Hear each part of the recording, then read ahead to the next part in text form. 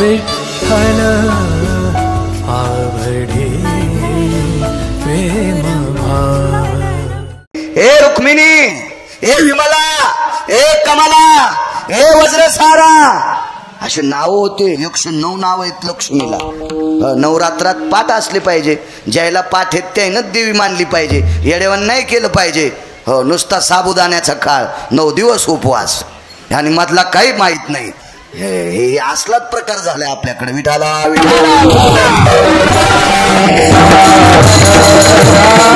हे लक्ष्मी मी आलो ग। आईसाहेबाला आनंद वाटला। रामकृष्ण नामातली ताकद सांगतो बरं।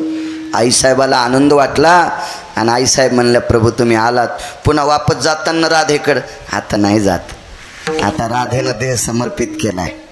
त्या ठिकाणची माती कपाळाला गंध लावून आलोय, गोपीचंदन उठी, तुळशीच्या माळा, राधेच्या अंगाची माती जिथं देह समर्पित केला तिथला गंध कपाळाला लावला पंढरीतल्या मालकानं।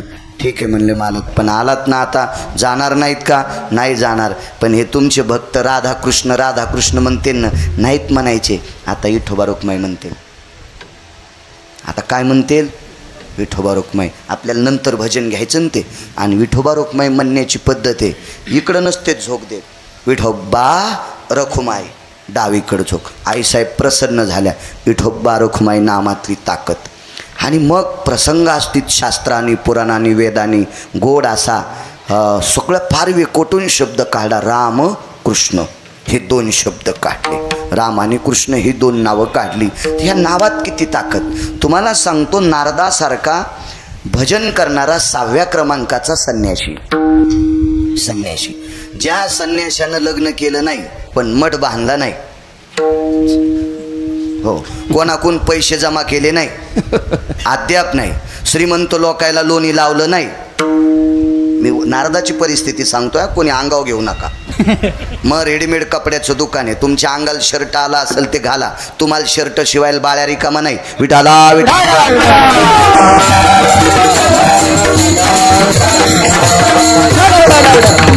महाराज 17 घातला नाही, साहेब खिसात नाही, बनेल नाही, शर्ट नाही, खिसाच नाही, काहीच नाही, असा संन्याशी।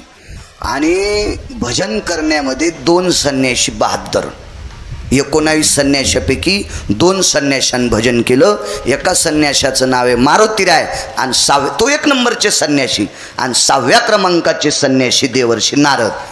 भजन प्रणालीमध्ये नारदाला स्वीकारलं। सुर नर किन्नर नारद तुंबर गाती निरंतर रे, सुर नर किन्नर नारद तुंबर गाती निरंतर रे, माधवा मुरली मनोहर रे, माधवा मुरली मनोहर रे, माधवा मुरली मनोहर रे। सुर नर किन्नर नारद तुंबर। नारद भजन प्रणालीमध्ये कोणी आणले? भगवान शिवशंकरानं स्वीकारले। भजन ही परंपरा, वारकरी संप्रदायाची स्थापना भगवान शिवशंकराने केली। एका जनार्दनी वैष्णव शिरोमणी महादेव। उत्तरेश्वर बापू हे पैठणच्या मालकांचं वाक्य, पैठणचे मालक सांगतात शिरोमणी महादेव, आणि भगवान शिवशंकरानं वारकरी संप्रदायाची स्थापना केली। आणि त्या भजन प्रणालीमध्ये पकवाद वाजायला इंद्र बलीला, इंद्र। आता लोक म्हणतात आमच्या सप्त्यात आमदार आले, काय चोळू चोळू सांगतो सोमळ्या, आमच्या सप्त्यात मंत्री आले, जरा हिशोबात बोल जाय, तुला मागचं पाठ आहे का, नालाय का, आताच दळायला लागला। अरे 222 पद ज्याला आहेत ते कीर्तनात पकवाद वाजवायला होतं, हे आता येत असतील शेवटच्या मंगलाष्टकाला, काय दळायला लोणी लावून? विठाला विठाला।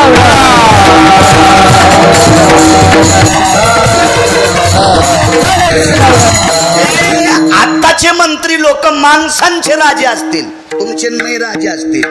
इंद्र 33 कोटी देवाचा राजा होता, आणि तो कीर्तनात पकवाद वाजवायला होता इंद्र। भगवान शिवशंकरांनी खारेबुवा स्थापित केलं इंद्राला।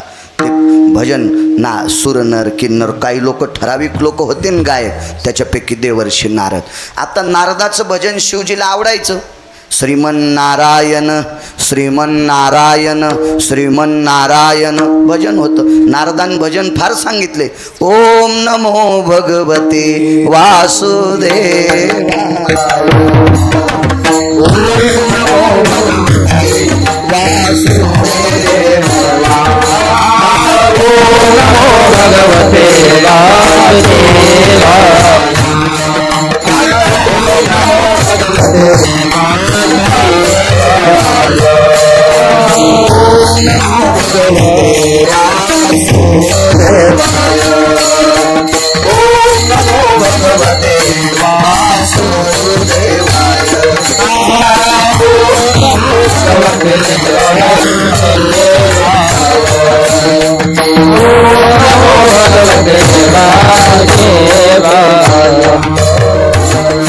महाराज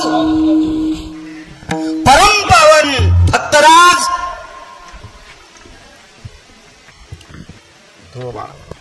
आमच्या वडिलांच्या मांडीवून ढकलून दिलं एक जणाला. काय नाव होतं? ध्रुव बाळ. हा मंत्र सांगितला. अजून 3 लोकांना सांगितला, पण पाहून पुन्हा इतकंच ध्यानात ठेवा. पुढचे 3 सांगितलं पहिलं विसरून जात असते. हाही मंत्र नारदाने या मंत्राचा जप कितीतरी दिवस केला. नारायण नामाचा जप खूप दिवस केला. पण नारदाकडे एक शाप होता. तो शाप नाही संपला. नारदाला भगवान शिवशंकराच्या सासऱ्यानं शाप दिलता. ते बोकड्याचं तोंड लावलं होतं आणि त्याला ते देवाची निंदा करणार होतं. ते संतांची देवाची निंदा करीत होतं. त्याला पदाचा गर्व झालता. हो, ज्याला एखाद्याला काय आलं की त्याला गंडल येत असतो बघा. ते चांगलं होतं. त्याला प्रजापती दक्ष पदवी दिली ती. पण काही गोष्टी आल्या. आमच्या इथं एका माणसाला दिसत नव्हतं. ते 2 टाईम भजन करायचं. सकाळचा काकडा करायचं, संध्याकाळचा हरिपाठ पंचपदी करायचं आणि 9 साडेनऊ वाजता घरी यायचं. पण त्याला दिसत नव्हतं. हातात काठी असायची. काठी टेकीत ते घरी यायचे. आणि मग घरी येत असं रस्त्याच्या कडेनं. पण आमच्या इथलं एक मुंबईला शिकायला होतं. तिकडंच नोकरी लागली त्याला. ते गावाकडे आलं आणि मला म्हणलं, बाळू यायला दिसत नाही, यायला कंदील द्यायचा. तर म्हणलं ज्याला दिसत नाही त्याला कंदील काय करायचा. पण शिकलेल्या याच्या लय नादी लागता येत नाही. मी 7वी पास आणि त्याचं BA झालेलं होतं. त्याला 72,000 पगार. ते गावाकडे आले की मला म्हणायचं good morning, good evening, good night. आणि 3 मी करपरेचं पाणी वान्यरावानी दोघं संगत पेलेले. एकाच रानातली ज्वारी खाल्लेले. पण ते जरासं गेलं की इंग्रजी बोलत होतं. त्याला मी 20 बारे अवताल झोपीन. त्याला 72,000 पगार होती. 71,000ची पेत होतं. आणि 1,000 खात्यावरले काढता येत नाहीत म्हणून ठोत होतं. आणि ते गिरगाव करायला शहाणपण शिकायचं. पण आता कुठं नादी लागायचं. भारक्याच्या लय नादी लागलं नाही पाहिजे. ते म्हणला त्याला कंदील द्यायचा. तुला काय कळतं, तो शिक्षण कमी. म्हणलं असू देवा, मला काय कळत नाही. पण ते म्हातारे आडमुठ होतं आमच्या इथलं. म्हणलं तूच विचार त्याला.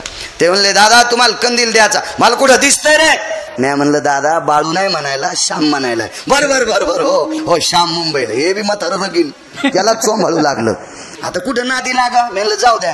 हे श्याम मला कंदील. म्हणला दादा तसं नाही. तुम्ही रस्त्यानं चालताना अमावस्याची रात्र असते.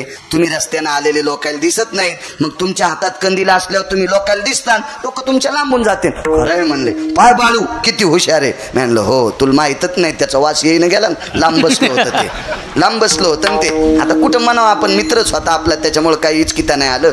मग कंदील आणून द्यायला सगळं झालं. म्हातारं जवरक कंदील नव्हता का, तोरक रस्त्याच्या कडीनं साहेब काठी आपटीत चलत होतं. कंदीला आल्यावर मधून चलत होतं. आणि एक जण अंगावर आदळल्यावर म्हातारं पडलं नालीत. कंदील गेला मोरीत. हो, नालीन मोरी एकच नाही. दिसत नाही. डोळ्यात काय गेलंय, मूर्ख आहेत. ते म्हणला काय दिसायचं, अमावस्याची रात्र. माझ्या हातात कंदील आहे ना. ते कंदील मंदिरातच इजला होता. मग इजल्याला कंदील घेऊन म्हातारं इतकं रगिलकीला आलंय. तर दक्षाला प्रजापतीपदी भेटल्यावर किती रगिलकीला आला. असं नालायक आंधळ आमच्या गावात नाही. पण तुम्हाला राग येईन म्हणून आमच्या इथलं घेतलंय. पण समजून घ्या कुठलं सांगायला होतं. विठाला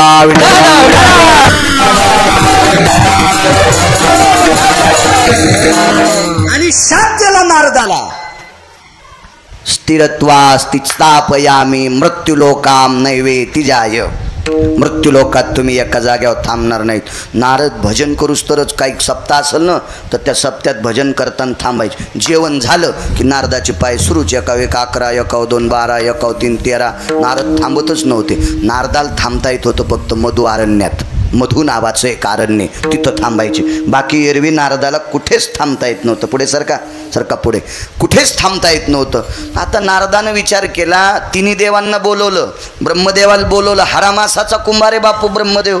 काय ब्रह्मदेव किती विद्वान असतील. अहो तुम्ही आम्ही केलेले मडके, तुम्ही आम्ही केलेल्या टाक्या, तुम्ही आम्ही केलेले पात्र, याला एक छिद्र पाडलं तर पाणी राहत नाही. ब्रह्मदेवाने उभी टाकी तयार केली, नीला 9 छिद्र पाडले, मनान पाणी बाहेर येत नाही. 9 छिद्र येते उभ्या टाकीला 9. काय विद्वत्ता असेल. कुलाल हाडाचा बाप चाढाचा घडी तो मडके रे. काय ब्रह्मदेवाची व्याप्ती. यांना बोलून घेतलं आणि देवादिदेव भगवान विष्णू परमात्मा पंढरीतले मालक आले. रामकृष्ण नामाची ताकद सांगतोय. काय म्हणतात आळंदीतले मालक राम आणि कृष्ण ही 2 नावं साजरे. मग मालक आले पंढरीतले आणि मग काशीतले मालक बोलविले. कैलासाहून विश्वनाथ बोलवले, भगवान शिवजी. हे 3 जण आहेत. यक्ष किन्नर गंधर्व चारण विद्याधर लोकपाल दिग्पाल चारुहास परमहंस या सगळ्या देवता आमंत्रित केल्या. आणि नारदानं आपला प्रस्ताव मांडला, मला कुठंच मुक्काम करता येत नाही, मला दिलेला दक्षानं शाप, हा शाप संपवायचा. एक जण उठला म्हणले भजन करी जा. आणि ते म्हणला जीवनभर भजन करायलो ना, बाकीचे महाराज तरी पोटासाठी करते. मी कोणाकडून रुपया घेतला नाही, कपडे घेतले नाही, घालीतच नव्हतं लय मोठे कपडे. नारदाला कुठे लय मोठे कपडे होते, काही विषय नव्हतं, काही ताम, साधा माणूस. गळ्यात माळा विना, हातात चिपळी, अशी गोष्ट. मठ नाही, संस्थान नाही, कुठं बोटभर जमीन नाही, बँकेत अकाउंट नाही, खिसात नाही तर बँकेत कशाचं अकाउंट, काहीच नाही. असे ठराविकच लोक पैशापासून सुटले नाही. त्या सुटली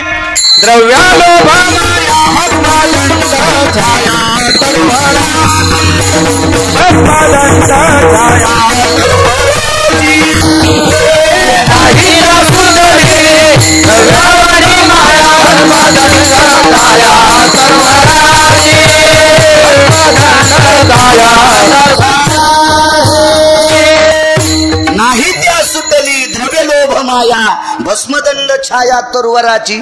एक जण म्हणला मी लग्न नाही केलं, फक्त बायकोच नाही केलीस, पैसे कुठे सोडेस. पैसे तर आवडत येत ना. मालक काय म्हणले देऊतले, ऐसा कोण आहे दयालावरे, ऐसा कोण आहे हे दयालावरे. ओ कन्यापुत्र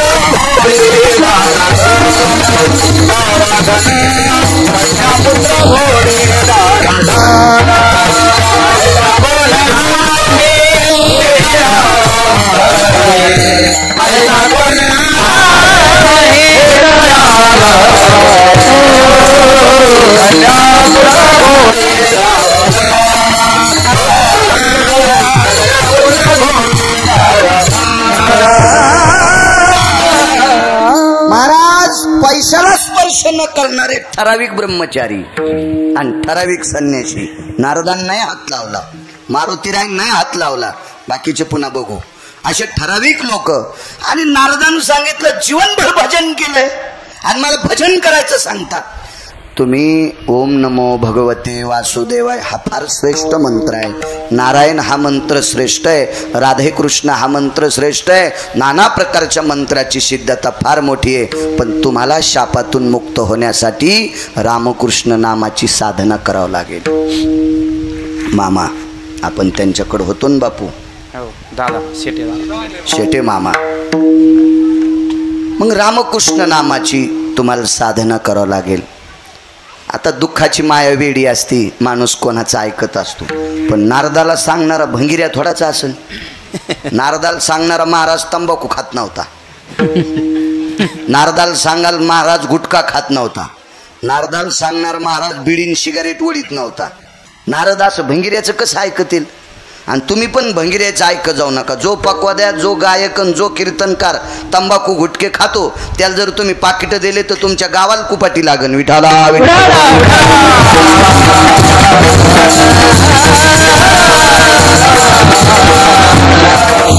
आपल्या संप्रदायात अभ्यासापेक्षा आचरणाला किंमत आहे.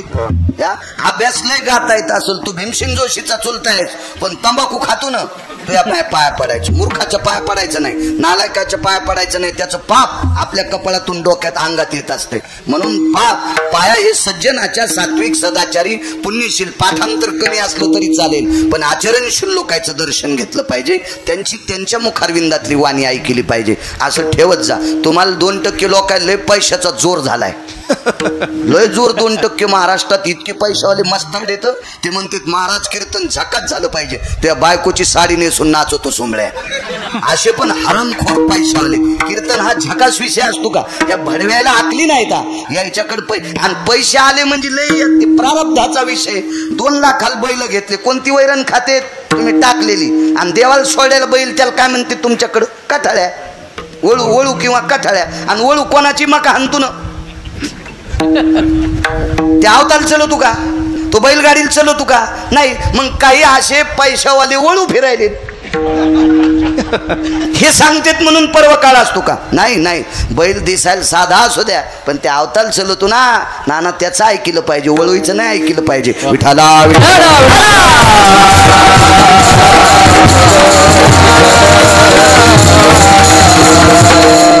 आणि मग सांगितलं रामकृष्ण. आता केवढा अधिकारी व्यक्ती असेल, नारदाला उपदेश करणार. महाराज भक्तिसूत्र नारदाने पोटात उपदेश केला, एकाल पोटात. प्रल्हादी बिंबला उद्धवाला धला कृष्णदाता. राक्षसाच्या घरी महाराज जन्माला आला, राक्षसाच्या घरी महाराज जन्माला आला. कृपा कोणाची? खाडे बुवा नारदाची कृपा होती. ज्याच्या बापान भजन करू दिलं नाही साहेब, नाव घेऊन येदी देवाची हे प्रीत हिरण्यकश्यपूचे भजन करणाऱ्याला फाशीत देत होतं. त्या मंदिराला किल्प लावले होते. इतक्या नालायकाच्या कुळात महाराज जन्माला आले. कृपा कोणाची? नारदाची. आणि ह्या नारदाला भंगिऱ्या महाराज सांगत असतो. ज्याला कसल्या प्रकारची आचरणाची शिस्त नाही ते सांगत असतो का? नारद कोणाचं ऐकायला रिकामे आहेत का? अधिकारी व्यक्तीनं नारदाला सांगितलं रामकृष्ण नामाचं भजन करा. आणि कुठं करा? बद्रिकाश्रमला करा. स्थान महात्मे, स्थान जाग्यातली फार मोठी ताकद असती, जाग्यातली फार मोठी ताकद असती. एखाद्या माणसानं 5000 कोटीचं जर मंदिर पांडुरंगाचं बांधलं तर पंढरपूर श्रेष्ठ का ते श्रेष्ठ? पंढरपूर श्रेष्ठ असते. तुझ्या तो पैशाचा जोर झाल्यावर तू किती मोठं करशील, पण पंढरपूर नाही करता येणार तुला. पंढरपूर तेच राहणार, अशी शिस्तता असते. आणि मग स्थान महात्म्य असते. योग असा आला, नारदाला बद्रिकाश्रमला पाठिलं आणि नारदाने तिथल्या पवित्र तीर्थामध्ये स्नान केलं. बद्रिकाश्रम म्हणजे चतुर्भुज आयुधधारी प्रभू आहेत तिथले, भगवान नारायण प्रभू, भगवान विष्णू परमात्मा. आणि नारदानं त्या पवित्र भूमीवर रामकृष्ण नामाचं भजन केलं. 1 दिवस गेला, 2 दिवस गेले, 3 दिवस गेले, भजन बंदच नव्हतं. बसलत नाही मग थर खाली, नारद खाली बसलेत नाही. जय जय रामकृष्ण हरी, जय जय रामकृष्ण हरी, जय जय रामकृष्ण हरी, जय जय रामकृष्ण हरी. 3 दिवस नारदाने विचार केला. 3 दिवस झालं खाली बसलो नाही, पाणी पिलं नाही, काय नाही, भजन केलंय. आता भजन करतोय म्हणून इथं मुक्काम, आता भजन बंद करा. चौथ्या दिवशी सकाळी विनाक ठेवला, स्नान केलं आणि तिथं बसले, मुक्काम केला. नारदाचे पायच चलनत. नारदाचा शाप संपला. भगवान विष्णू परमात्मा तिथंच होते. काशीतले मालक विश्वनाथ आले, सत्यलोकाचे मालक ब्रह्मदेव आले, यक्ष किन्नर गंधर्व चारण विद्याधर आले. नारदाच्या डोळ्यातून आनंदाश्रू वाहत होते की नारदाचा शाप संपला आणि नारदाला कुठेही मुक्काम करता येत होता. पण कोणतं औषध घेतलं नारदानं? रामकृष्ण नामाचं. रामकृष्ण नामाची ही साधना केल्यामुळं, हा काढा घेतल्यामुळं नारदासारख्या तपस्वी व्यक्तीचा शाप रामकृष्ण नामामुळं संपतो. म्हणून आळंदीतल्या रामकृष्ण नामे, रामकृष्ण नामे, हे दोन्ही साधीने रामकृष्ण नामे, रामकृष्ण नामे, रामकृष्ण नामे,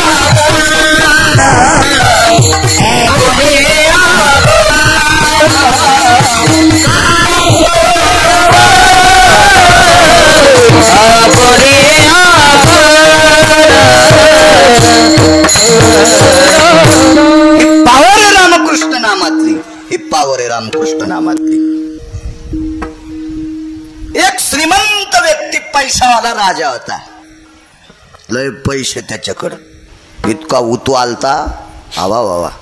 कडीला खालून जाळ लावल्यावर कडी कशी फसफस उतू येते, असा ते पैशावाला राजा उतू आलता. आणि ते खरंच पैशावालं होतं. त्याची एक चौकट टिकल्यावर 13-12 खासदार होत होतं.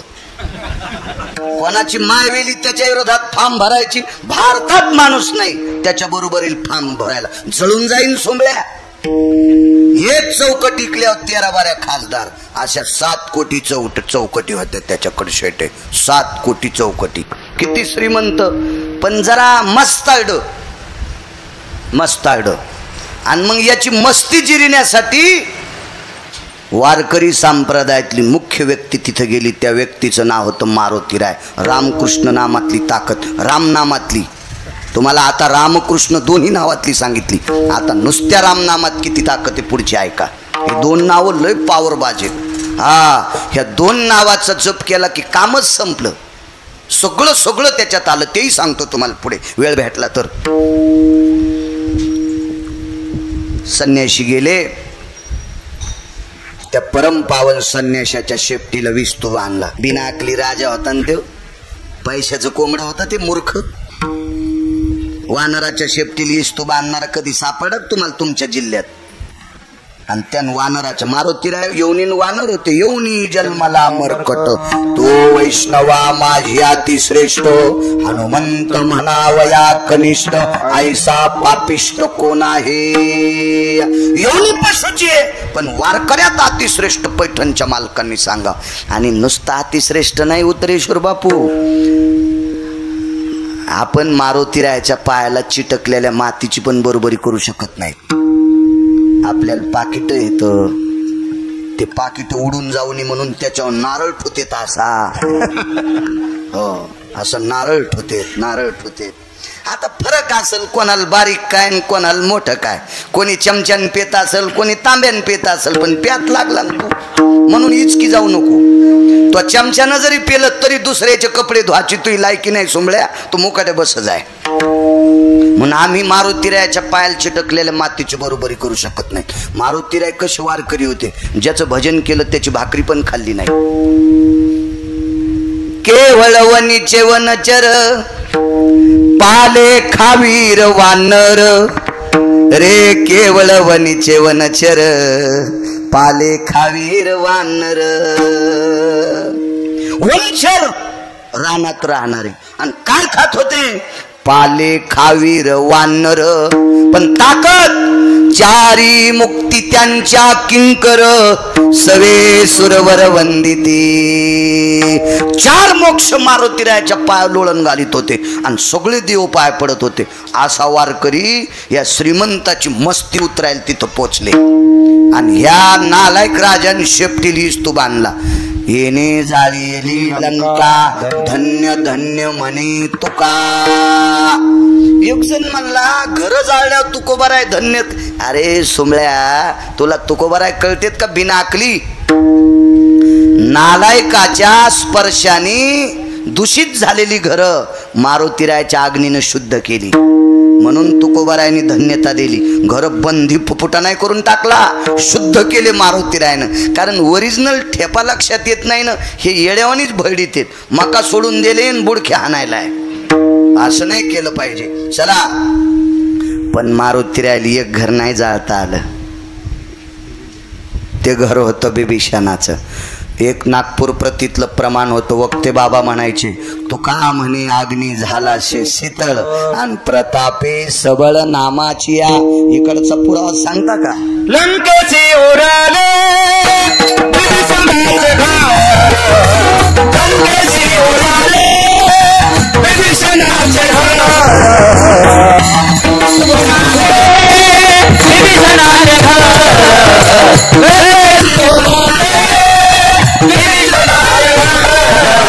हृदयचे तावर नाम बोलिया, हृदयचे तावर आलोलिया.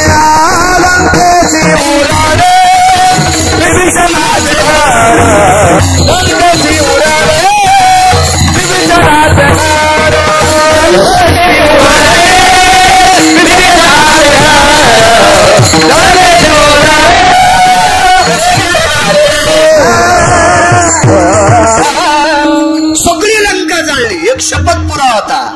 आग लगी लंका में हलचल मचाई, विभीषण की कुटिया कैसी बचाई रे।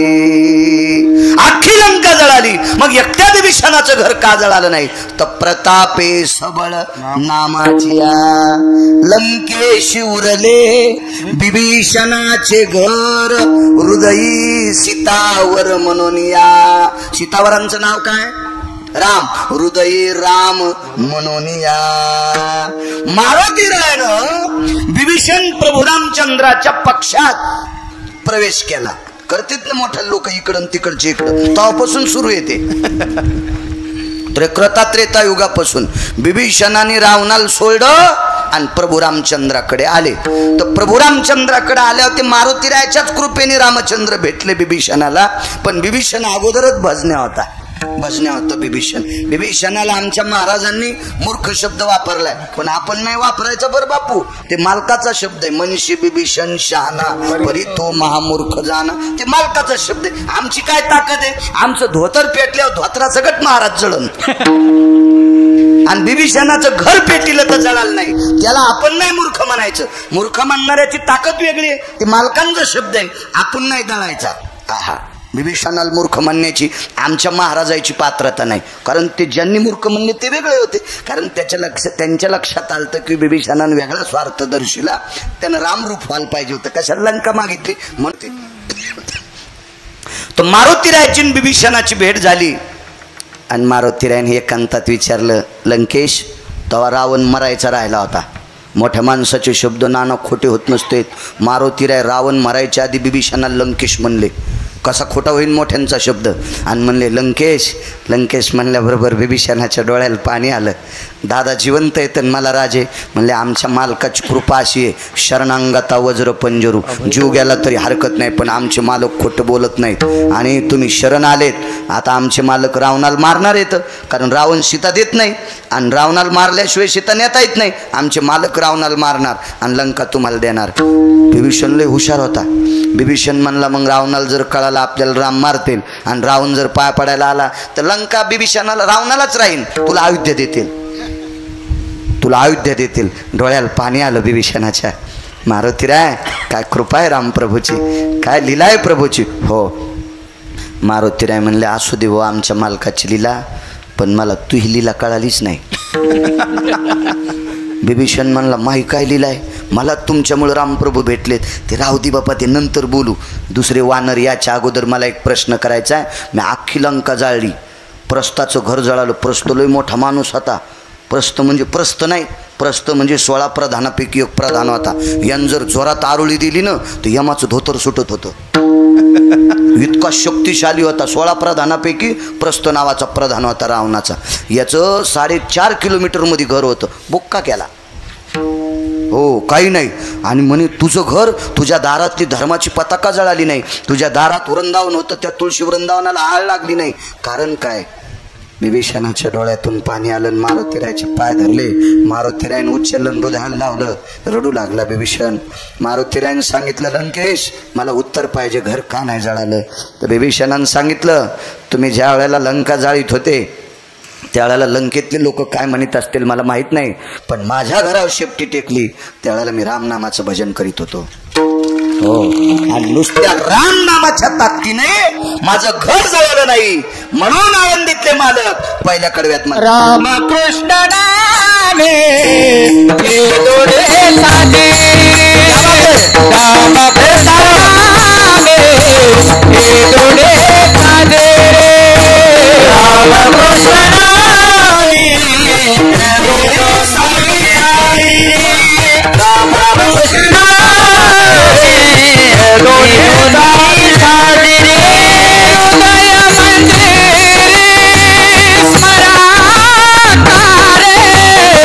हृदय मंदिर स्मरा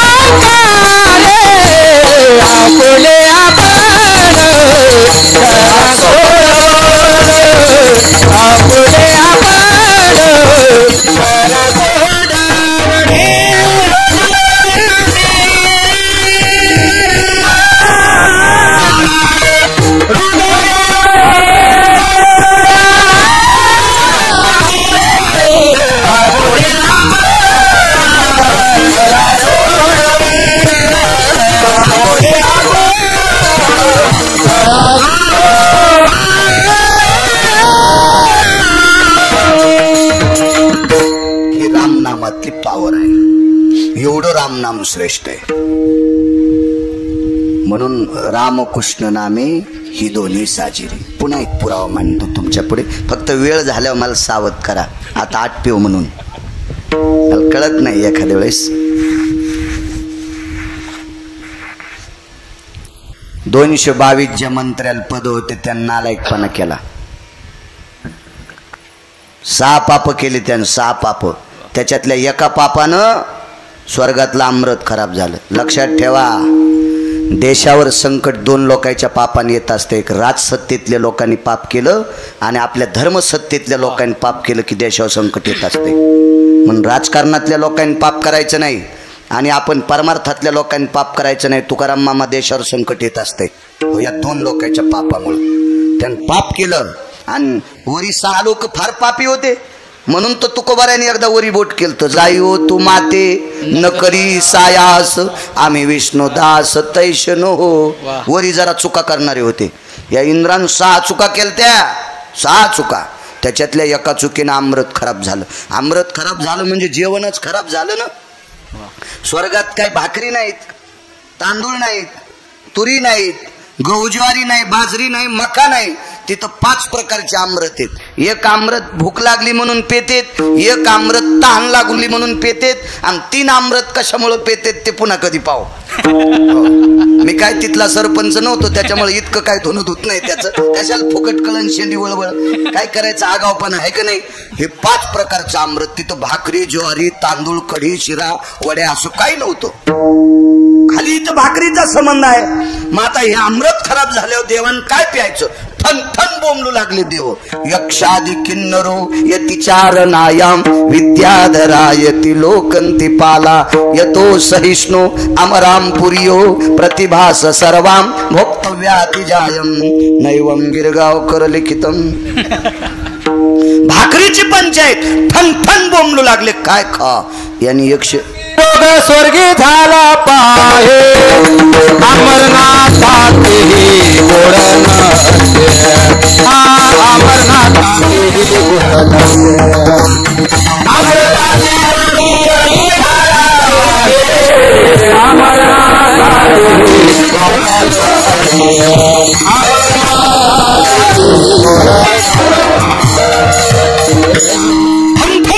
ओरडू लागल्या. काय खावं. 124 यज्ञ केले, 123 करता आले. 24वा यज्ञ करण्यासाठी पोरगी लागती. ज्याला पोरगी नाही का त्याला हे यज्ञ करता येत नाही. आणि त्याला करायचं असेल तर बहिणीच्या पोरीचं भाचीचं लग्न करावं लागतं. हा महाराज दशरथ राजाला हा यज्ञ करण्यासाठी शांता नावाची मुलगी, पंढरपुरातल्या मालकाचे वडील होते 7व्या अवतारातले दशरथ राजा, यानं शांता नावाची कन्या मानस कन्या म्हणून स्वीकारली. तेव्हा तो यज्ञ पुढचा करता आला. इंद्राला 124वा यज्ञ करण्यासाठी जयंती नावाची कन्या होती आणि या जयंतीचं लग्न केलं आणि त्या यज्ञाचं पुण्य प्रदान पदरात पाडून घेतलं. 124 यज्ञ केले. त्याच्यातला एक यज्ञ असा केलता, हत्तीच्या सोंडेसारखी तुपाची धार. मी काय पाहत नव्हतो पण पाहावे पुराणी. हा मी पुराण आणि वारकरी संप्रदाय तुकोबाराय पुन्हाला मानते. मधल्या भंगिऱ्यांना का माने ना त्यानं वाजू द्या तुंतुने. कोण ऐकतं त्यांना आला ऐकायचं. विठाला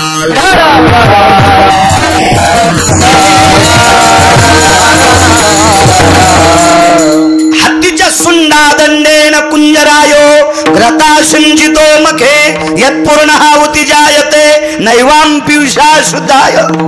हत्तीच्या सोंडेसारखी. हत्तीची सोंडीची धार म्हणजे किती हाऊस पॉवरची मोटर. 40-45च्या पुढचा हाऊस एवढा पाईप असतो ना तो, म्हणजे केशिंगचा पाईप. 6-7 इंची 6-7 इंचीची धार म्हणजे 5-3ची मोटर असते माहिती. हा 40-45 हाऊस पॉवरची मोटर. आणि ती मोटर जर 47 दिवस चालू राहिली तर किती रान भिजन. पाण्याने नाही म्हणालो मी, तुपानं. आणि ते बी तुप असे दुकानावर विकत घेतलेलं नाही. आता कोणी आपल्या कंपनीची ऍडव्हर्टाईज करते, आमचं तूप शुद्ध आहे. ते ऍडव्हर्टाईज करणाऱ्याला विचारावं तुला धार काढता येते का. रुम्यानंच आणायला पाहिजे. हो काही नादी लाग जाऊ नका ह्या ऍडव्हर्टाईज करणाऱ्याच्या. शेतकऱ्याच्या खताची ऍडव्हर्टाईज एका सिनेमातल्या नटाने केली. सिनेमातला नट आता ते गन पावडर करून लिपस्टिक लावणारा, फॅरन लवली लावणारा, त्याचा जर हात युरिया खतात जर घंटाभर ठेवला तर काळा नाही व्हायचा का. आणि त्याच्या हाताने मला काही राग नाही पण मला स्पष्ट वक्तव्य आवडते. त्याला कळतं का भैमुगाच्या शेंगा खाली लागत आहेत का वरी? त्याला ज्ञान आहे का रताळ खाली लागतात का वरी? त्याला कळतं का मकाला कंस बुडात लागत आहेत का मधात लागतात का वरी लागतात? मग खताची ॲडव्हर्टाईज कोणी करायची? ज्यानं जास्तीत जास्त भरघोस उत्पन्न काढलं त्याला ॲडव्हर्टाईजला बालवा. हो, हे एखाद्या फिल्मी सृष्टीतल्या लोकांना फॅरन लवलीची करायची, एखाद्या लिपस्टिकची करायची, असं काही सौंदर्य प्रसाधन. आता शेतीची ॲडव्हर्टाईज करायला कोणी करायला पाहिजे? शेतकऱ्याची. म्हणून कोणी एक जण म्हणला आमचा मोहळाचा मध अत्यंत शुद्ध आहे. मी त्याला फोन लावला, तुला मोहळ होलिता येतं का? ते म्हणला एकच माशी डसली होती तर 1.5 महिना पुण्याला ऍडमिट होतो. मोहळाची माशी किती डसली त्याला? आग्या मोहळाची एकच, तर 1.5 महिना पुण्याला ऍडमिट होता. आणि यानं ॲडव्हर्टाईज केलेला मोहळाचा मध चांगला असतो का? तुम्ही शेतकरी आहेत, ऊसात लय मोहळा असतात, घरचं खात जा ना. पण तुम्हाला बी लय नात, घरच्याचा इटन शेजाऱ्याचा भांग नीट. पप्याच्या माईन केलेलं खात नाही, तिकडं बर्गर खातो म्हणून तर कपके ढेरी झाली. आणि पाहतो गोंगलत पळतो, गेलं ऊसाचं ट्रॅक्टर बोकान देऊन विठाला विठाला.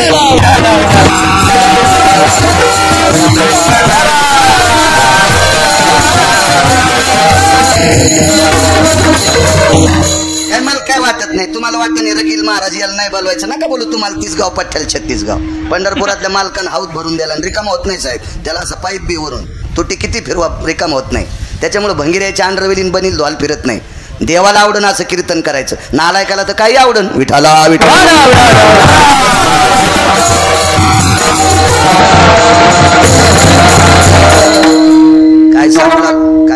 काय लागलं बापू? अमृत तुपाची धार हत्तीच्या सोंडेसारखी. किती रान भिजलं असेल, इतकं तूप टाकूनही आमरस शुद्ध झालंच नाही. आता देव ओरडणं गेले, इंद्र ठणठण बोंबलू लागला. करावंच काय म्हणला आता करावं काय? बृहस्पती महाराजासारखी माणसं इडे झाले. काय करावं म्हणे इंद्रा? पर्जन्य यज्ञ केला की पाऊस पडतोय, आमका यज्ञ केला की तमक होतंय, पुत्रकामिष्ट यज्ञ केला की पुत्र होतंय. आणि अमृत शुद्धी करता 124 केले झालं नाही. एक सामान्य माणूस आला. सामान्य म्हणजे दिसायला साधा. आता तुमचं काम कसं झालं माहिती आहे का? जो ज्या महाराजाकडे लय पैसे तो महाराज तुम्हाला लय आवडतो. काय पोरगी द्यायची त्याला का त्याची पोरगी तुमच्या पोराला करायची? आपल्या संस्कृतीमध्ये श्रीमंताला किंमत नाही, भिकाऱ्यालाही किंमत नाही. आपल्या संस्कृतीमध्ये आचरण आणि अभ्यास याला किंमत आहे, देखाव्याला किंमत नाही. महाराज जर भारीच्या गाडीत आला असेल तर लोकनाट्यवाले कुठं पायी पायी येतात. आता महाराज किती मोठा असू द्या, त्याचं कीर्तन कशावर चलत? लाईटवर, माईकवर, जनरेटरवर. कोण लाईट जनरेटर? गावकरी. लोकनाट्यवाले तुमची लाईट घेतात का? कोणाचं जनरेटर असतंय? त्याचंच जनरेटर. असं काही नसतंय. महाराजाकडे पैसे लय असले, त्याला लय मोठी इमारत, लय मोठी बिल्डिंग, त्याला लय 5-25 मजली बांधकाम केलं म्हणजे ते लय श्रेष्ठ असो असं काय नसतंय. महत्व हरवी, चातुर्य लपवी, विषयी पण मिरवी आवडून, पूज्यता डोळा न देखावी, स्वकीर्ती कानी न ऐकावी, असा साधा महाराज. आणि त्यांनी इंद्राला सांगितलं, इंद्रा तुमचं अमृत शुद्ध करण्यासाठी मृत्यूलोकामध्ये जंबूदीप नावाचं दीप आहे आणि त्या दीपामध्ये पंढरपूर नावाचं गाव आहे आणि पंढरपूर गावाच्या बाजूला मंगळवेढा नावाचं गाव आहे आणि मंगळवेढ्यामध्ये चोखोबा नावाचे संत आहेत. हे तुमचं अमृत शुद्ध करतील. तर इंद्राने विचार केला, हा चोखा कोणाच्या कुळातला आहे? मोठ्या लोक असा बारीक कातीत आहेत बघा. हे कोणाच्या कुळातलं आहे? आपल्या संप्रदायात जातीला काही संबंध नाही. कबीर मोमीन, लतिफा मुसलमान, शेना नावी जान विष्णुदास, वैष्णव चांभार धन्य त्याची माता, यातायाती धर्म नाही विष्णुदासा, निर्णय तो आईसा वेदशास्त्री, तुका म्हणे नाही जाती सवे काम, ज्याचे मुखी नाम तोची धन्य. जातीला काय करायचं? आणि जातीला जर महत्व देत असाल तर भारतात अशी कोणती जाती त्या जातीतले लोक दारू पित नाहीत? तुम्हाला सापडी की एखादी जात? नाही. अशी एखादी जाते का त्या जातीतले लोक मांसाहार करीत नाहीत? नाही. मग एखाद्या जातीला नाव ठेवायची आपली काय पात्रता, काय टप्पर आहे, काय नालायकपणा आहे? काय कसं काय वाईट म्हणू शकता? प्रत्येक जातीत माणसं सज्जन आहेत आणि प्रत्येक जातीत माणसं हरामखोर आहेत. म्हणून वारकरी संप्रदाय असा श्रीमंत संप्रदाय, या संप्रदायाने कोणालाच चोंभाळलं नाही, फक्त चांगलं वागणाऱ्याला जवळ घेतलं. हे विशिष्ट प्रकारच्या जातीचा काय त्याला मीठ लावून म्हशी पुढे ठेवायचा आहे? उत्तम कुळी जन्म क्रिया उत्तम कुळी जन्म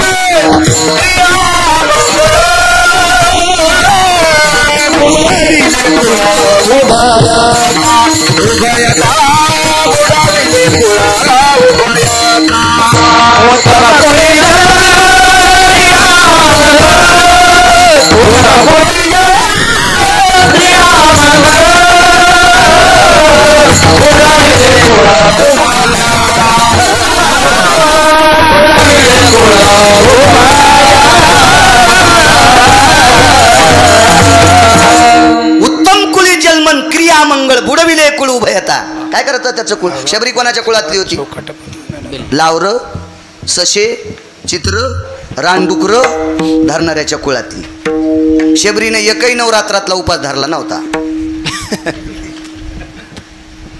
शबरी फक्त ज्ञानोबाराय तुकोबारायांनी सांगितलेली उपास धरीत होती. मला काही नवरात्रीविषयी असा वेगळेपणा नाही, पण आता दसरा झाल्यावर सगळ्यात जास्त बायका बिमार पडतात आपल्या हिंदूच्या. ह्या 10-10 दिवस साबुदाण्याशिवाय काही खात नाही. यांची लिव्हर खराब होते, हेमोग्लोबिन कमी अधिक होते. आणि उपास ज्ञानोबाराय तुकोबारायानं सांगितलेले धरा. जगदंबेविषयी मला सुद्धा श्रद्धा आहे. बसता एखादा धरायचा, उठता एखादा धरायचा. आणि जिच्या इथं कुंटाला ना काजू बदाम आहेत तिने वरीसभर धरू द्या ना. धरू द्या ना वरीसभर. एरी तिच्या अंगातलं तूप फसफस होतो आलंय, धरू द्या ना तिनं, धरू द्या ना. पण रानात काम करणाऱ्या बाईने एकादशी शिवाय आणि 24 परवान्याशिवाय आणि एक टाइम जेवण सोमवार याच्या व्यतिरिक्त कुठला उपवास करायचा नाही. पाप लागलं तर गिरगावचा बाळ्या मरू द्या, मरू द्या, मरू द्या. पाहुणी ग्रंथ करावे कीर्तन, कोणाचं ऐकून नाही. आधारा वाचून काय सांगशी कहाणी. हे बाकीचं नाही क्षेत्र. अहो माणसं पण काय काय 9 दिवस उपवास, 9 दिवस चप्पल घालीत नाही. आणि दसरा झाला की घोरपडी धरी तू. कसं हाणायला पाहिजे यायला, रुमण्यानं हाणायला पाहिजे, रुमण्यानं. आणि हाणून हाणून लाल केल्यावर रुमनं इकून ठोकायचं, निकून काढायचं पुन्हा. हराम करा तू सांग या विठाला विठाला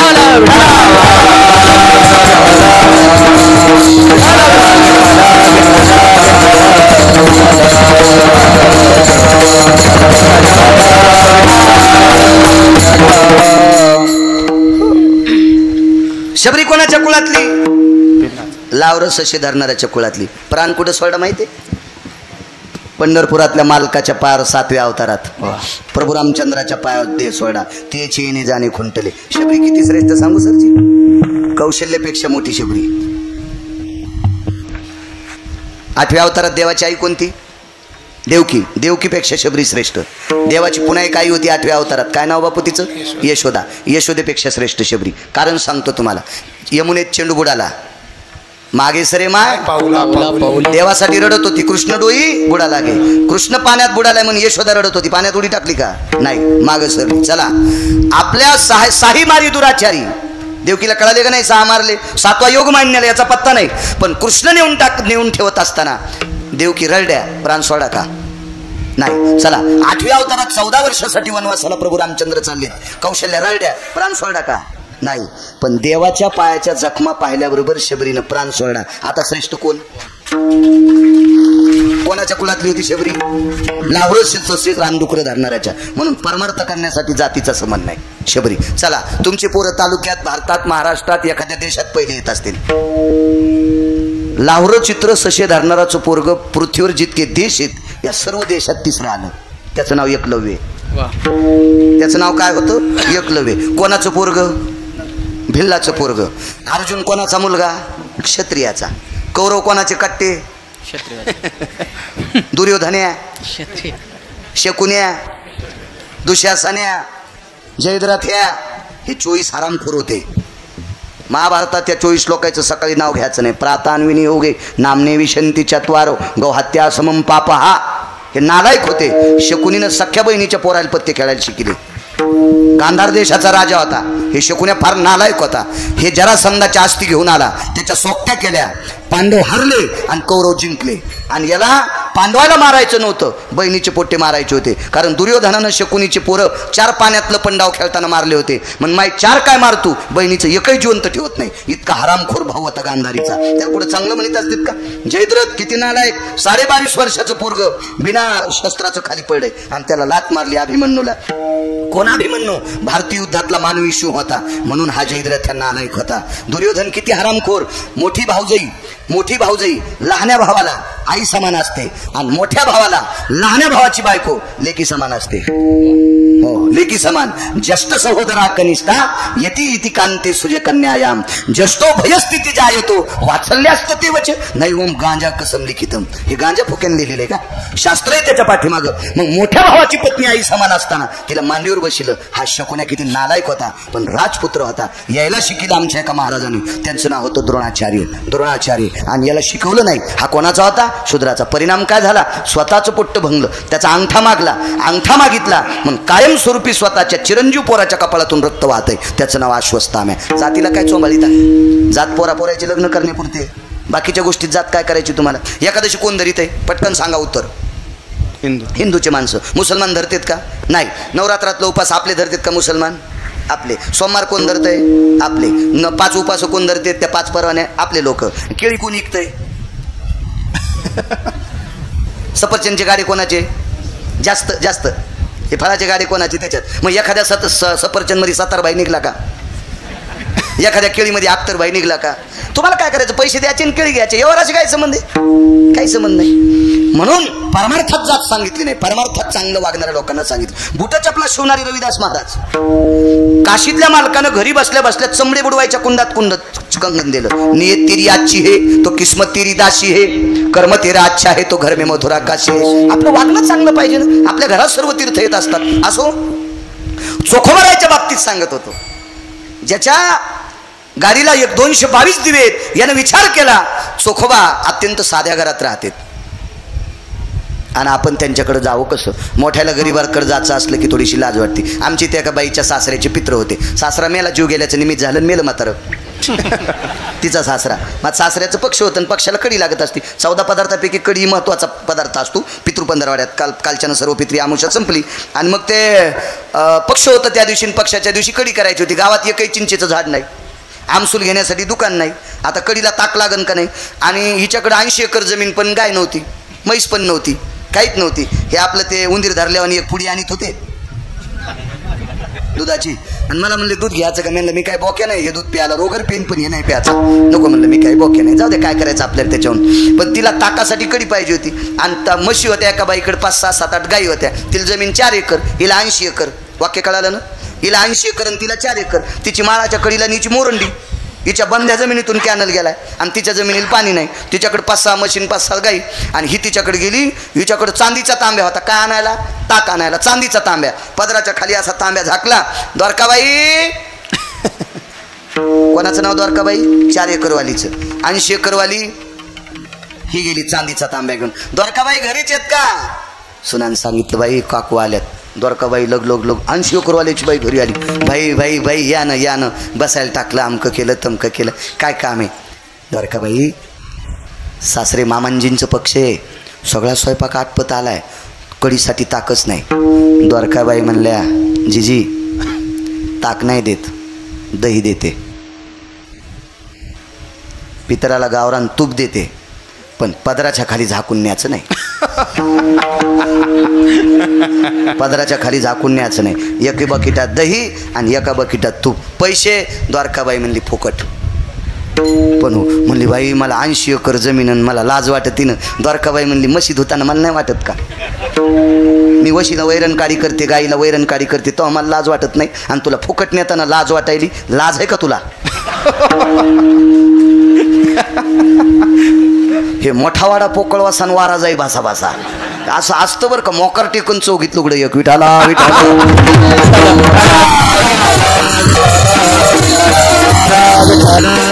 इंद्र म्हणला, मी 33 कोटी देवाचा राजा आणि चोखोबाराकडे कसं जाऊ? ते म्हातारं म्हणलं, मर मग तू मरण देव मार. वरी का भाकरी गिकरी थोड्याच खाता येत होत्या, अमृतच पेता येत होत. नाईला जाणं इंद्र मृत्यू लोकात आला. त्यावेळेला चोखोबारा कर्नाटकमध्ये होते. एका माणसाला भैमुगाच्या शेंगा भरपूर झाल्या आणि त्या माणसाची सोलापूर जिल्ह्यातली पोरगी कर्नाटकमध्ये दिलेली होती. आणि तिच्या बापानं भैमुगाच्या शेंगाचं गोठुडं दिलं आणि चोखोबाला सांगितलं, चोखोबा आमच्या मुलीची ते नेऊन द्या. गरीब होते चोखोबारा. डोक्यावर शेंगाचं गाठोडं घेतलं. गेले इंद्रान तिथं सापडलं. चोखोबारा मला अमृत शुद्ध करायचंय. चोखोबारा म्हणले, अमृत शुद्ध करायचा मंत्र माझ्याकडे आहे, पण जागा पंढरपूरच लागत आहे. इकडं कुठेही रामकृष्ण हरी म्हणले अमृत शुद्ध होत नाही. इथं आले. पुन्हा एका प्रांतात चोखोबारायला सापडवतो, तिथं नाही केलं. मग चोखोबाराय मंगळवेढ्याला आले. चंद्रभागेच्या तीरावर लिंबाचं झाड होतं, त्याला चोखा लिंब म्हणून प्रसिद्ध नाव होतं. चोखा लिंब. हा लिंब कधी जळालता माहितीये का? गरुडानं लक्ष्मीचं ऐकून सोन्याच्या घागरी ठुलत्या, त्यावेळेला लिंब जळून गेलता. कारण जीवनात कधी कोणाच्या आदल्याला हात न लावलेली चोखोबाराय, आणि ते कसं स्वीकारतील? चला, तो वेगळा प्रसंग आहे. आणि मग इंद्र आला. आता मोठ्या माणसाला थोडीशी लाज वाटली. इंद्राला वाटले आतरून नाही काय नाही, चोखोबाराय खालीच भजन करू लागले. त्याला पकवाद नाही, कोणी भजने नाहीत, काय नाहीत. एकटेच हातात चिपळी घेतली. जय जय रामकृष्ण हरी, जय जय रामकृष्ण हरी, जय जय रामकृष्ण हरी. भजन देवाला आवडत होतं ना. जीवनात कधी चोखोबारायने तंबाखू खाल्ली नाही पप्पा, कधीच नाही खाल्ली तंबाखू. हो, एक जण म्हणला यायला लय भजन म्हणता येते. चालू भाजनात तंबाखू, चालू भाजनात तंबाखू. त्याला पाकिट देणार, यजमान नरकाला जाणार. विठाला विठाला.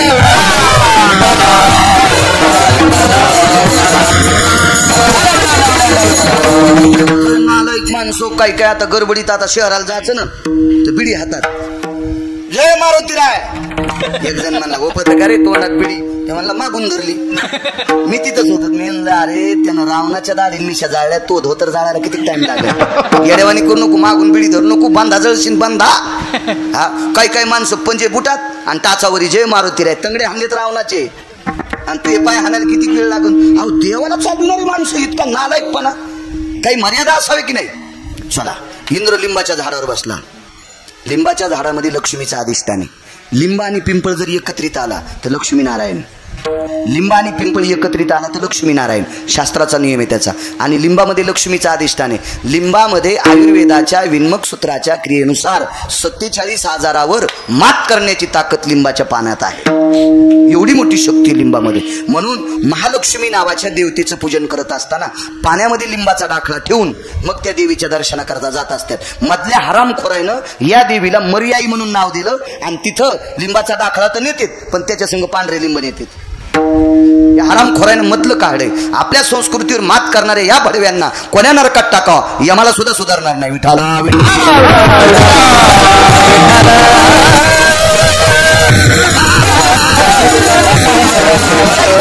बसला आणि चोखोबारायचं भजन सुरू झालं. जय जय रामकृष्ण हरी, जय जय रामकृष्ण हरी. आता ते चोखोबारायचं मंत्र. चोखोबाराय काय सामान्य व्यक्ती नव्हती महाराज. महाराज या 33 कोटी देवता जर भजनाला खाली आल्या असत्या तर त्या फक्त चोखोबारायकडे आल्या. ती एकादश कोणत्या दिवशी होती? सोमवार एकादशी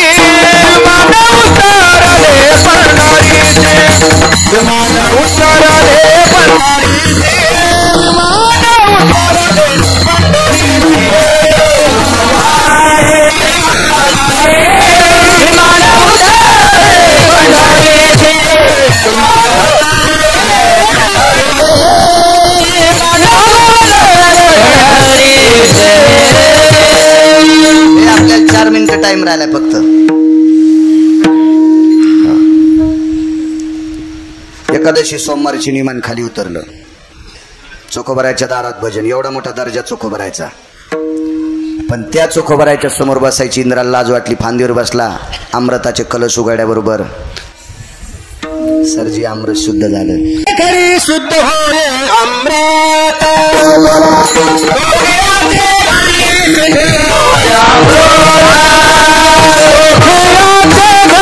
शुद्ध होय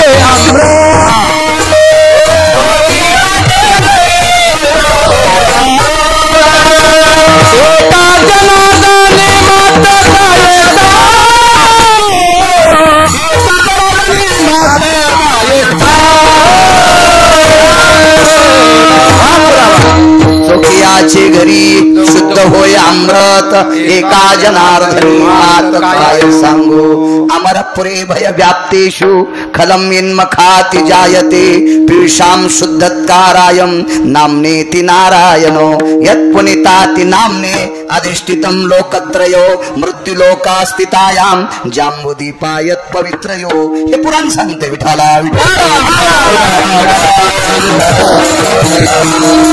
अमृत शुद्ध झाले पण 4च. एक अमृत राहिलं. का? हे इंद्र पायच नाही पडला. इंद्र म्हणला इतक्या साध्या गरीब महाराजाच्या कशाला पाया पडायचं. तुम्ही याच्या आधी सांगितलं होतं महाराज पैशावरून ओळखायचाच नाही, महाराज आचरणावरून ओळखायचा. महाराजांना असा बंगला बांधला की त्याच्या बंगल्याकडे पाहिल्यावर पटका खाली पडायलाय, पण त्याचं आचरण किती शुद्ध आहे ते तपासायचं.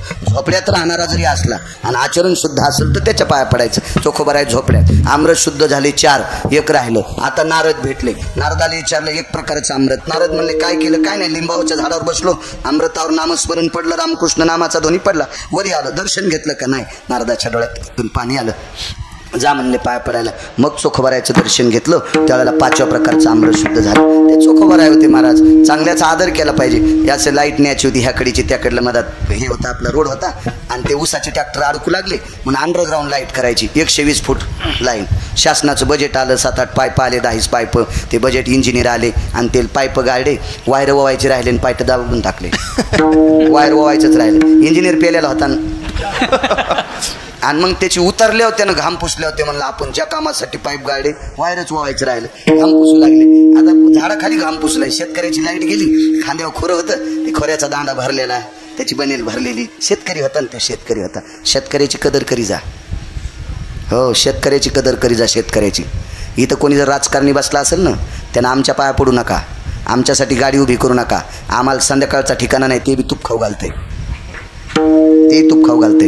पण शेतकरी राजा जर भेजतून शेतात येत असेल आणि एखाद्या पुढाऱ्याची गाडी जात असेल तर त्यानं काच खाली करून म्हणा बसता का गाडीत. निदान इतकं तरी म्हणा बरा पडला का पाऊस. मरेपर्यंत तुला नको वाटेल तोपर्यंत खुर्चीची वेल्डिंग होईल. कारण शेतकरी 4 देवापैकी एक देव आहे. काशीतले मालक आणि पंढरीतले मालक एक देव. यांचं भजन करणारे 18 संत 2 नंबरचे देव. ज्यांच्यामुळे उद्याचा सूर्य पाहतो ते भारताचे जवान 3 नंबरचे देव. आणि ज्याच्या रक्ताचा घाम मातीत पडतो मोती तयार होते तो शेतकरी राजा 4था देव. 5वा देव पट्ट्यानं पाहिला नाही दिसला तरी त्या देवाच्या पाया पडणार नाही. 4च देवाला मानतो. 4च देवाला. शेतकरी राजासारखा देव कोणताच नाही. आणि एक मगाशी तुम्हाला सांगून गेलो ज्याला शेती कळत नाही ते हरामखोर महाराजांना कीर्तन करायचं नाही. लायकी नाही. ज्याला शेती कळत नाही का तो वारकरी संप्रदायात येण्याच्या लायकीचा नाही.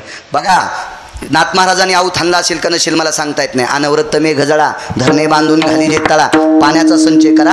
हे 400 वर्षापूर्वी शांती ब्रह्म एकनाथ महाराजांनी सांगितलं. आता गुडघ्या इतकले सॉक्स घालून सांगतात पाणी अडवा पाणी जिरवा. तू विशिष्ट प्रकारचं पाणी पिऊन आला सुंबळ्या. तू आम्हाला पाण्याचं महत्त्व सांगू नको. आम्हाला नाथांनी पाणी सांगितलंय तू कशाला सांगतो. तू हे पाणी पिऊन बायकोला साडी नेत नाहीस. तू आमचं काय भलं करणार आहे सुंबळ्या. तू ही काशी तिकडंच कर.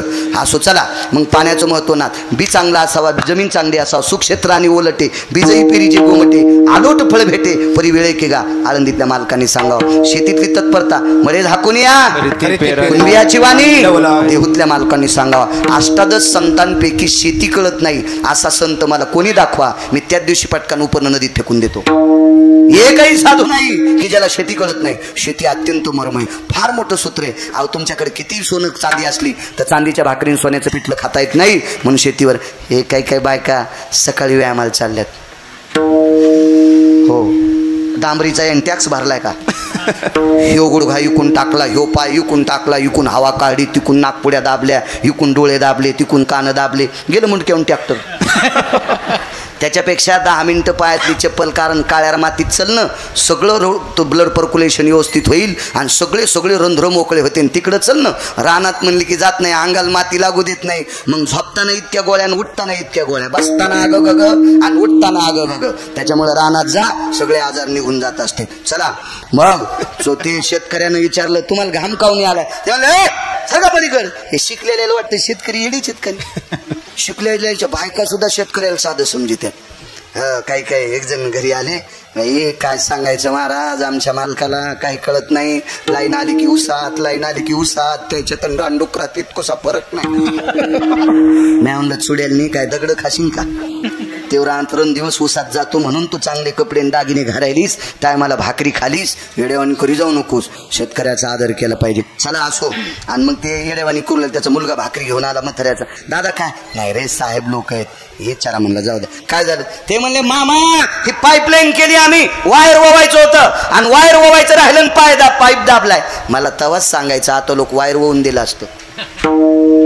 इंजिनियर घाम पुसू लागले तुम्ही शिकले किती. ते म्हणले काय नाही शिकलो. तुमचा जन्म काय नाही म्हणले परसात कुत्री येईल ती त्यास आली मी जातो. त्याच्या घरी कुत्री जनली परसात त्यास आली. कुत्री कधी जनली काय नाही म्हणले आमच्या बैलाचं टकरीत शिंग मोड त्यास आली कुत्री जनली होती. शिंग कधी मोड त्यास आली पाऊस लय पडला ना आमची खालची हिरच वाहून गेली त्यास आली शिंग मोड होतं. हे याच्या गोळ्या संपल्यात म्हणले. याला वर्ष सांगता येत नाही तिथी सांगता येत नाही. हे काय वायर होईल म्हणले वायर वावायचे ना तुम्हाला माझ्या संग उसात चाला. हे सॉक्स घातलेले उसात तितकं पाणी दिलेलं आहे पण ते बी लय बहादर होतं. त्यांनी चिखलात नेले आणि उसात बिळात पाणी गेल्यामुळे उंदीर वरी आलता. उसाला पाणी दिल्या बिळात पाणी गेल्या उंदर कुठे येणार वरी येणार. टोपलं टाकल्याबरोबर उंदीर झाकला खालून हात घातला आणि उंदीर धरला. आखाड्याहून सुतळीचे तोडे आणले, उंदराच्या पायाला बांधले, पाईपमध्ये उंदीर सोडला, उंदीर तिकून निघला, उंदीर सोडून दिला आणि त्या दोरीला वायर बांधलं, होऊन घेतलं. इंजिनियर म्हणले बापा हे नाही शाळा शिकलं, आपल्याला काय कॉलेजमध्ये हे शिकेल नव्हतं, तुला कसं शिकिते, तुला शिकणारा पेलेलाच होता. आणि जो चांगला होता तो आता खिडक्याला दगड आणलीस आणि तुला कुठं त्याचा अभ्यास होईल. आणि मस्त हात गीतं पुसले, इंजिनियर बोंबलत गाडीत बसले, निघून गेले. पोरग बापान म्हणलं बाबा हे 1.5 लाखाचं बजेट होतं, यायनं पेण्यात घातलं आणि वायर ववायचं राहिलं होतं, सस्पेंड झाले असते, तुम्ही 5 मिनिटात वायर वळून दिलं, तुम्हाला राम राम तरी घातला का. म्हातारं म्हणलं जरासं थांब, गाडी पुढे जाऊ दे ना, घेतलं वायर उपसून. दृष्टांत संपला. व्यवहाराचा दृष्टिकोन कसा आहे, आदर करावा लागेल का नाही. इंद्रान केला का आदर नाही. ज्या वेळेला दर्शन घेतलं त्यावेळेला अमृत शुद्ध, पण ताकद कशाची, रामकृष्ण नामाने अमृत शुद्ध झालं. विठोबार कुमार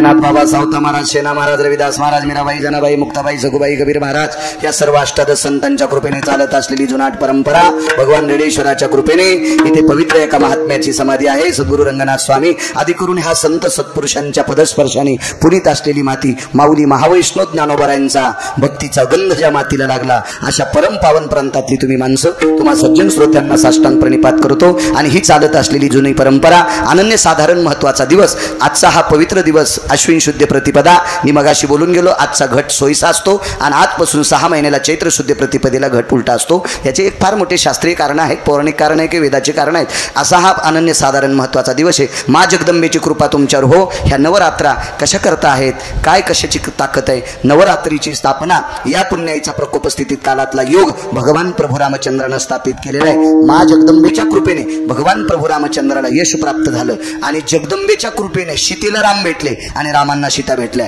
रावणानं धनुष्य उचलल्याच्या नंतर रावणाच्या अंगावर धनुष्य पडलं आणि प्रभू रामचंद्र उचलित असताना धनुष्य अंगावर पडलं नाही. प्रभू रामचंद्रानं धनुष्य उचललं नाही, हेही लक्षात ठेवा. धनुष्य रामचंद्रानं उचललंच नाही, धनुष्य जगदंबेनं उचललं. सीतेनं सरस्वतीची साधना केली, सरस्वतीनं कृपा केल्याच्या नंतर नवचंडी प्राप्त झाल्या आणि या यक्षिणी किंकिणी डंकिनी या 3.5 कोटी सर्व देवता प्राप्त झाल्या. 51 पीठ प्राप्त झाले आणि या सर्व पीठांनी सीतेला आशीर्वाद दिला. सीते रामचंद्र धनुष्य उचलत असताना फक्त त्यांना तुमच्या भाषेत सांगतोय, ऍक्टिंग करा, नुसतं वाका, धनुष्य उचलल्याचं निमित्त करा.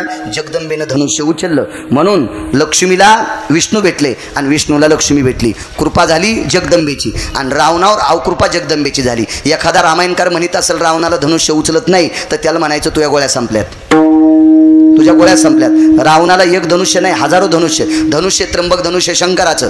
धनुष्य कुठं अडकवायचे, खांद्याला. शंकर बसायचे कशावर, नंदीर. नंदी कुठं असायचा, काडे महाराज कैलासावर. कैलास, नंदी, शंकर आणि धनुष्य. रावणानं लख आलीला, त्याला रावणाला धनुष्य उचलत नव्हतं का, असं सांगणं मूर्खपण आहे. पण रावणाला धनुष्य उचलत होतं, पण धनुष्य उचलीत असताना 3.5 कोटी चंडिका धनुष्यावर बसल्या म्हणून तुकाराम मामा धनुष्य उचललं नाही आणि रामप्रभूनं धनुष्य उचललंच नाही, जगदंबेनंच उचललं. म्हणून नवरात्रीच्या नाना प्रकारच्या साधना आहे, सिद्धता आहेत, हे सगळ्या गोष्टी आहेत. याच्यासाठी नवरात्री असतात.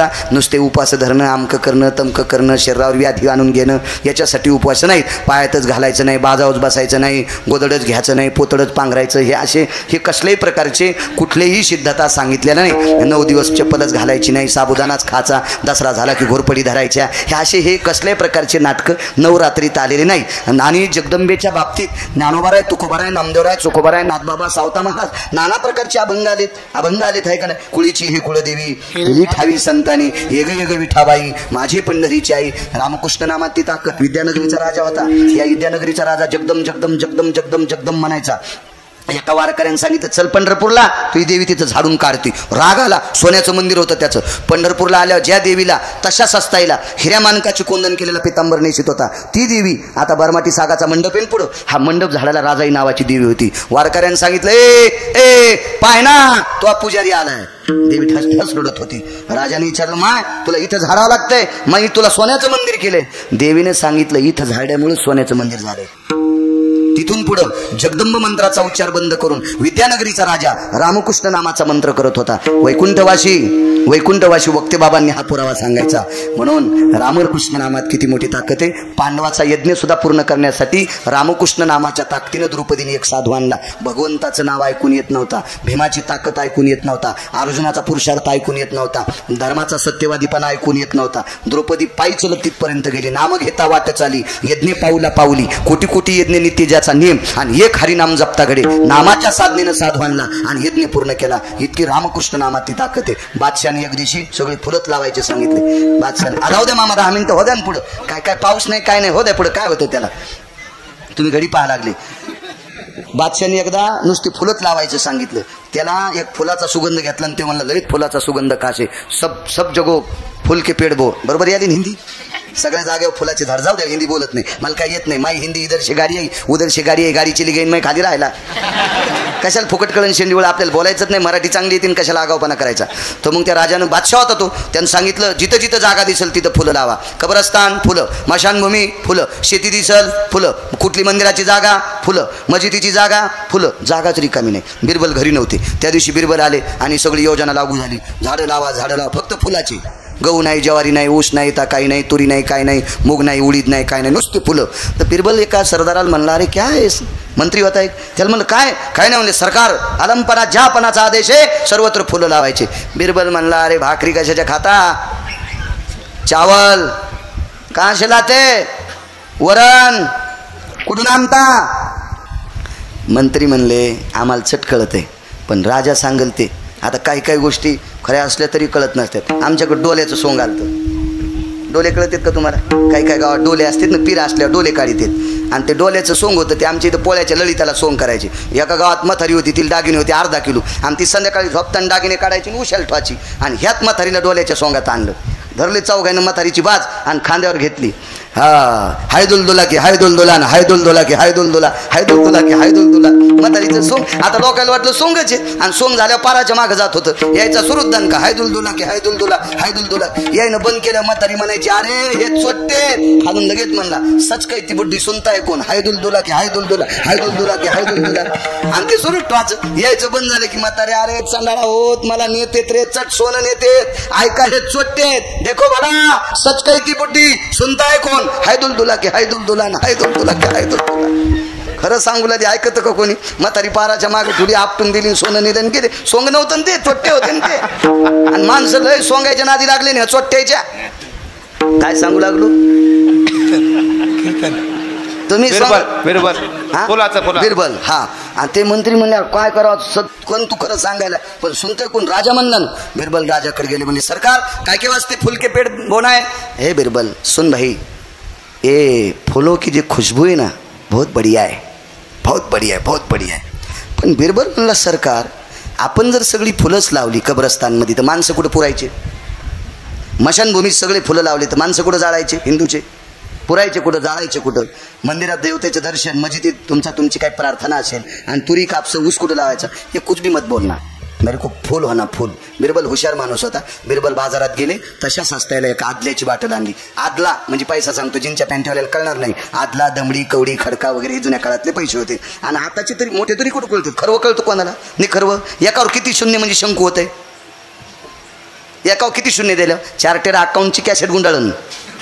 एकावर 19 शून्य म्हणलं की मग 18 शून्य म्हणलं की शंकू संख्या होत असती. हे शियेला तर कळायचं नाही, पण हे जुन्या लोकातल्या लोकांना कळत होतं. आपले बापदादे इतके हुशार होते, त्यांना शंकू शंका कळत होती. खरवं कळायचा, निखरवं कळायचा, पर्व कळायचं, भास करायची, परवडी कळायची, आभास कळायचा, मर्म कळायचं. मग 21 प्रकारची माप, तुल्यान मेयम सांख्य आपल्याला 3च कळतात, बाकीचे कुठं कळतात. म्हणजे ही लोक साधी होती, शाळा नव्हत्या पण अज्ञानी नव्हते असं समजायचं नाही. फार शिकले म्हणजे फार शहाणे झाले असं नाही. आणि मग बिरबलानं सांगितलं सरकार हे नाही जमता, हे तू देख भला क्या करे, मेरे को फूल होना. आणि ते आदला नेला राज दरबारातला आणि एक आत्तर तेलाची बाटली आणली. अत्तर तेलाची बाटली. तुम्ही आले की रेडेश्वराचं अधिष्ठान आल्यासारखं वाटलं, छान वाटलं. कारण जिथं ज्ञानोबारांच्या पदस्पर्शाने पुनीत असलेली भूमी आणि तिथला कारभार मंदिराचा तुम्ही चालवता, म्हणून त्यांच्या तिथली ते सेन्स तिथं प्रगटले. तसे ती भेटायला सुद्धा तिथं मामांकडे आलतात. खूप आनंद वाटला. तीर्थावरची लोक भेटले की आनंद वाटत असतो, आहे का नाही. बाकीचे कशाला भेटायचे, काय गरज आहे. तेल भेटून ते काय त्याचंच भलं करीत नाही, ते आपलं काय करणार आहे. तीर्थ अधिष्ठान आहे. छान वाटलं तुम्ही आल्याच्या नंतर. आणि ती अत्तर तेलाची बाटली घेतली. वा वा वा. अत्तर तेलाची बाटली घेतली, ती उघडी. अध्यक्ष साहेबांनी त्याच्यावर एक थेंब बादशाच्या हातावर टाकला. बादशाला असं करायला लावलं. 2-3 बाऱ्या टाळ्या वाजवायला लावल्या आणि बादशाला सांगितलं, आप सुन लो सहाने काका. बादशानं असं, त्यांच्याकडे बसलो होतो ना आपण, वारकरी घर आहे त्यांचं, आणि ते असं नाकाला लावल्याबरोबर बादशाह म्हणला, बिरबल क्या खुशबू आहे रे, क्या खुशबू आहे. एक थेंब नाही, थेंब नसतेत नाही, एक बुन म्हणतात नाही का, ही अशी हिंदी असते माहिती. आमचा मित्र असाच हिंदी बोलला. ते म्हणला, महाराज आपको उसका रस पिलाएंगे. उसका उसका म्हणजे किसका रस पिलाएंगे. नाही, आपको उसका रस पिलाएंगे. त्याची बायको म्हणली, येड्यावानी करू नका, गन्ने का रस म्हणा, उसका नसते. आता आमचा मित्र असा येडा हिंदीत म्हणला, मी तर निवड येडा, मी तर येडा बाळाचे, मला कुठे हिंदी येत असते का. जाऊ द्या, काय करायचं, आपली येते ना. माझा मराठाची बोलू कौतुके, अमृताती ही पैजा जिंके, आयशा अक्षरी रसिकी मिळवी. हे मराठीचे नगरी ब्रह्मविद्येचा. आणि मराठी भाषा सगळ्या भाषेची राणी आहे. सगळ्या भाषेला टिंब सहन होते. मराठी भाषेला आका टाका सहानुभूती. मराठी भाषेला पेनचा टिपका सुद्धा सहन होत नाही, इतकी भाषा ओरिजिनल पतिव्रत आहे. ही येते ना, काय करायचं बाकीचा कडवा असो. आणि बादशाहनं सांगितलं, क्या खुशबू आहे. हो म्हणले, ही ऐशी खुशबू कशी काय. बिरबलानं सांगितलं, सरकार सगळ्या फुलांचा अर्क ज्याच्या ते त्याला अत्तर म्हणतात. सगळ्या फुलांचा अर्क ज्याच्या ते त्याला अत्तर म्हणतात. शास्त्राचा, वेदाचा, पुराणाचा अर्क ज्याच्या ते त्याला रामकृष्ण हरी म्हणतात. विठ्ठल जय ज्ञानेश्वर माऊली, विठ्ठल जय जय